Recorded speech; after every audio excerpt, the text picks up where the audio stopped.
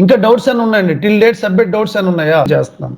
మీ problem ఏంటో solution ఇక్కడే కనబడుతుంది, మీరే చెప్తారు సొల్యూషన్. ఇప్పుడు సో సర్వర్లోకి లాగిన్ అయ్యాను, మీరు మీ యూజర్ ఐడి పాస్వర్డ్ ఎంటర్ చేసుకున్నారు, నా యూజర్ ఐడి పాస్వర్డ్ నేను ఎంటర్ చేసుకున్నాను, కరెక్ట్? నేను ఎంటర్ చేశాను, ఫైన్. తర్వాత ఏం చేయమంటారు చెప్పండి, మీరు ఏం చేశారు తర్వాత? సార్ ఎస్పీఆర్ఓ ఓకే, అది లాగిన్ అయిన తర్వాత సమ్ టైమ్స్ మనం కొన్ని యూస్ చేస్తాం కదా సార్, SC10 అని, SC16 అని. ఎక్కడ ఇస్తున్నారు SC10 అని?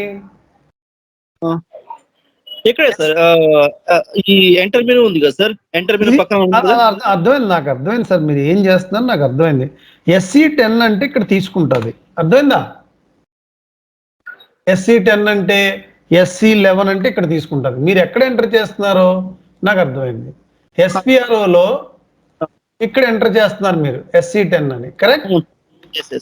మరి ఇక్కడ SC10 ఎందుకు తీసుకుంటుందండి? /n SC10 తీసుకోవాలి. SPROలో /n తర్వాత ట్రాన్సాక్షన్ కోడ్ ఎంటర్ అవ్వాలి. ఈజీ యాక్సెస్లో డైరెక్ట్ ట్రాన్సాక్షన్ కోడ్ ఎంటర్ చేయొచ్చు. ఓకే సార్, అది నాకు తెలియలేదు సార్, నేను డైరెక్ట్ గా ఓన్లీ కోడ్ మాత్రం ఎంటర్ చేస్తాను, అందుకు నాకు ఓపెన్ కావాలి. నేను ఆల్రెడీ ఎక్స్ప్లెయిన్ చేశాను, మీ క్లాసులో రికార్డింగ్ మొత్తం చూడండి, అర్థం అవుతుంది. ఓకేనండి? Okay fine. This is clear ఉందా సార్?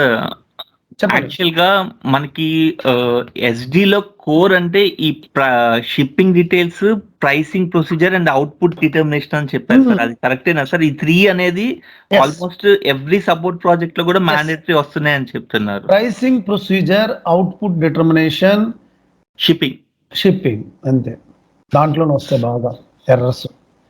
ఎంటర్ప్రైజ్ సెక్టర్ సాధారణంగా ఎవరైనా కరెక్ట్ గా డిజైన్ చేస్తారు, ఎంటర్ప్రైజ్ సెక్టర్ పెద్దగా రావు. I've seen lot of videos on YouTube also sir before coming to your class. Actually all of them are just giving configuration, but from your side what we are having is real time experience for documents like blueprint or minutes of meeting. Nobody will say about minutes of meeting. Sir, నా training నేర్చుకున్న వాళ్ళు US లో, కెనడాలో project leader, project మేనేజర్లుగా work చేస్తున్నారు చూడండి, నా work నేర్చుకున్న వాళ్ళు. అర్థమైందండి? Quality of training.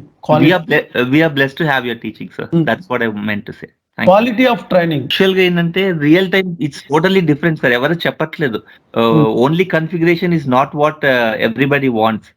How to communicate with your superiors, what is the documentation, how you send emails, all these things are small things are very mandatory. అసలు మీకు దీంట్లో చాలా మంది ECC నేర్చుకున్నారు, చందు గారు మేబీ కొంతమంది.